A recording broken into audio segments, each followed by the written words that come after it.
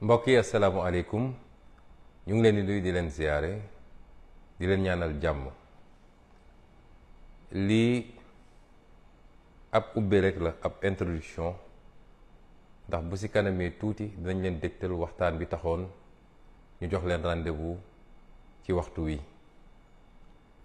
li andi lii nag mooy diggante ca suba ba ñuy enregistré waxtaan bi ak waxtu wi ñu toll dafa am xibaar yu doy waar yu ñu dab.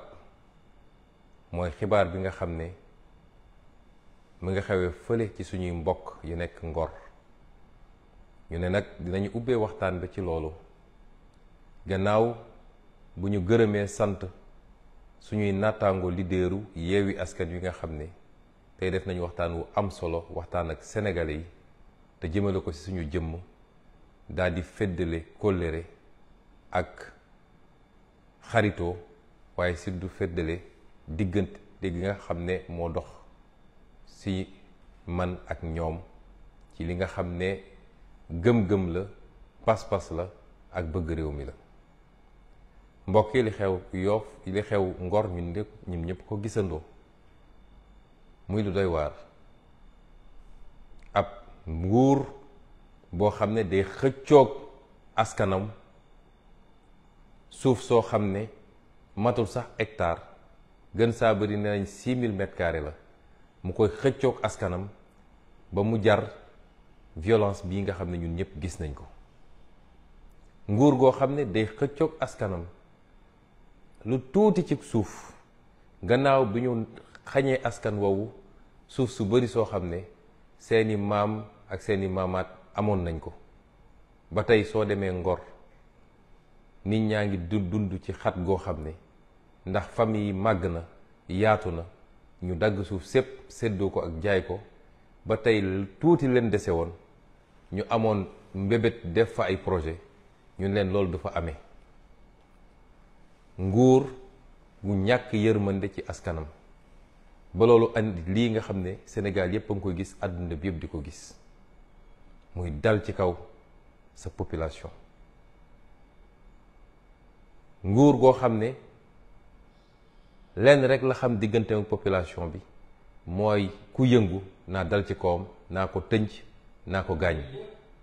loolu yépp na ñu teg ko ci force restera à la loi.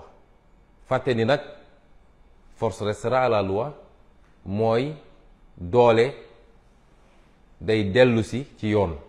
fàtte ni yoon googu nag ñu jox doole, yoon googu mooy yoonu askan wi, du yoonu Macky Sall, du yoonu Antam Diom, du yoonu général Moussa Fall, du yoonu Bokar Yàgg, waaye mooy yoonu askan wi. mbokk yi, ku yërëmul sa askan mënoo ko jëmale kanam. lii nag mooy li ñuy xeex bés bu ne. ñu jàpp ni diggante Ousmane Sonko ak Macky Sall la, waaye nii mu amee tey Ngor amee na noonu fu ne ci réew mi, muy dëkku taax yi muy dëkku kaw gi. bis bu ne ñu dal ci kaw ay population, jaay leen doole, amuñu fuñ ko jooytoo. te li gën a yéeme ci li xew jamono ji mooy bu yi amee télévision yi Sénégal yi sax ñemetuñu ko wone, ndax Macky Sall nee na leen bu leen wone, su may noot sama askan bu ko kenn wone. moo nem de France bee ñu ne démocratie la.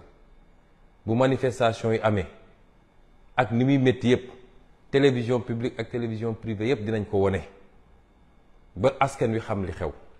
tey bu dul woon réseaux sociaux yi ak yenn page Facebook yi, sénégalais yi duñu xam li xew ci réew mi. mën nañ fa tëj nit ñi, gaze leen, rey leen te kenn du ko yëg. lii mooy li ñuy xeex bés bu nekk. waaye nag ñu war cee jàngat lu bari. waa Ngor dañu wuyu seen tur, mooy nit ñu am ngor lañu. ngor mooy dignité. ku am dignité di nga jaar ci kawam, waaye doo ko jaay doole, doo ko noot, doo ko takk bu mu jaam. may wax waa Sénégal, lan moo tax ñun ñu war a nangu Macky Sall takkuñu bu mu jaam? lan moo war a tax tey ñu koy seetaan muy def lu ko neex ci réew mi? Ngor de benn quartier kese la, mu tëleen depuis balaa Korité ba tey jii. waa bu quartier Sénégal yépp takkoon seen fit takk seen ndigg jàkkaarloog Macky Sall gëm naa ni du fi def genn wàllu fan dina takk ay bagages am dem. ñii woo nag ñëpp ñu am solidarité ak waa Ngor rawatina ñii seen dëkkandoo di Yoof di Wakaam ba Cambérène waaye feneen ak feneen ci Sénégal benn sénégalais waratul nangu di toog di seetaan ñuy noot ay sénégalais di leen bunduxatal di leen métital di leen rey di leen gaañ. dégg nañu sànq ab xibaar boo xam ne ñu ngi koy vérifié wu ñu ne ñu am na benn gone gu jigéen gu ci ñàkk bakkanam ñu ngi ñaan yàlla loolu bu mu am ndax nguuru Macky Sall li fi rot ci bakkan bëri na ci ay manifestation kese. gis nañu ay image yoo xam ne yu doy waar la ay nit nekk ci ay plage ñu leen di tiire ay bal fetal te balaa korité bi gis nañ fa image yu doy waar ay nit yor ay fetal nekk ci ay yoonu koñ di chargé di tiire ci kër yi. mu fàttali leen li xewoon sama kër le 7 février 2021 nga xam ne ay alkaati la ñu gis ñu taxaw ci kaw ay toit di tiire. njàmbaar nekkul ci loolu ma koy wax toujours suñu force de défense et de sécurité yi lañ leen formé ñi ngi li ñuy xaar ci yéen mooy bu ay samba boy wala ay terroriste wala ñu bon a bon jóge fële bëgg a dal ci kaw Sénégalais yi ngeen won ñu ni yéen a ëpp entraînement ci Sénégal ngeen won ñu yéen a gën a professionnel ay jàmbaar ngeen mais bés bu ne ñu yónni leen ci ay population désarmée ngeen di jaay ay commando mel ni Rambo bu nekk ci àllum Aziba lu lii moo taxoon peuple bi jël impôt am di leen fay ak di leen former ngeen war a am yërmande ci seen askan te xam ni doole gi ñu leen dénk doole askan googu la du doole Macky Sall kon li xew Ngor métti na ci ñëpp ñu koy massawu ñëpp à l'attention de nos amis étrangers. J'ai ouvert cette allocution par la situation qui prévaut aujourd'hui dans un quartier de Dakar qui s'appelle Ngor. Les images que vous voyez dérouler en boucle derrière moi se rapportent à ce quartier, où depuis plus d'un mois maintenant, des populations réclament un petit lopin de terre de 6000 m². Des populations qui ont été spoliées de toutes leurs terres ancestrales, qui ont été soumises à la course foncière qui prévaut à Dakar, où des lotissements ont été faits, partagés tout le temps par les mêmes, des politiciens, des hauts fonctionnaires, pour être revendus à prix fort. De sorte que ces populations aujourd'hui vivent dans la promiscuité dans leur quartier traditionnel. Et le petit lopin de terre qui leur restait leur est aujourd'hui enlevé pour soi-disant l'édification d'une brigade de gendarmerie, ce qu'il faudrait vérifier d'ailleurs. Et ces populations disent niet. Et la seule réponse que Macky Sall leur sert, c'est encore la répression, la violence et la brigade. Et les images qu'on a vues aujourd'hui, les images qu'on a vues les jours passés, sont indignes d'un État comme le Sénégal. Et Macky Sall use et abuse de la répression sous le fallacieux prétexte que force doit rester à la loi, ignorant que la loi, c'est le peuple sénégalais. Et ce qui se passe est déplorable. Et c'est cela l'objet de notre combat de tous les jours. C'est ces violences que nous subissons tous les jours. Beaucoup de Sénégalais ou certains Sénégalais ont pu penser que c'est une adversité politique simplement, que ça tourne autour de la conquête du pouvoir.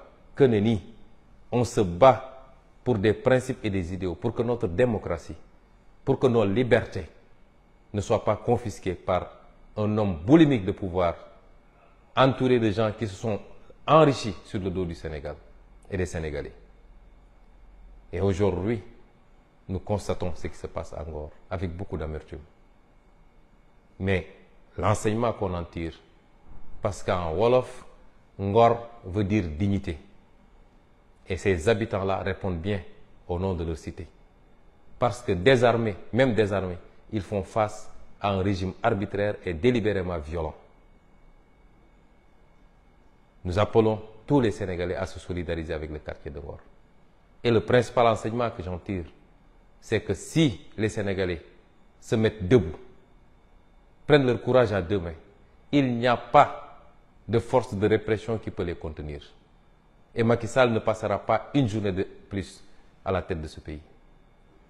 Si c'est un quartier qui résiste depuis plus d'un mois, imaginez ce que ferait le soulèvement de tous les quartiers pour résister à l'oppression. Et c'est pourquoi j'appelle tous les Sénégalais, et particulièrement les quartiers limitrophes de Yoff, de Ouakam, de Cambérène, tous les quartiers limitrophes, à se solidariser avec nos frères de Yoff. Nous avons été informés qu'il y aurait eu déjà un mort, précisément une jeune fille. Nous sommes en train de vérifier l'information et nous souhaiterons qu'il n'en soit pas ainsi.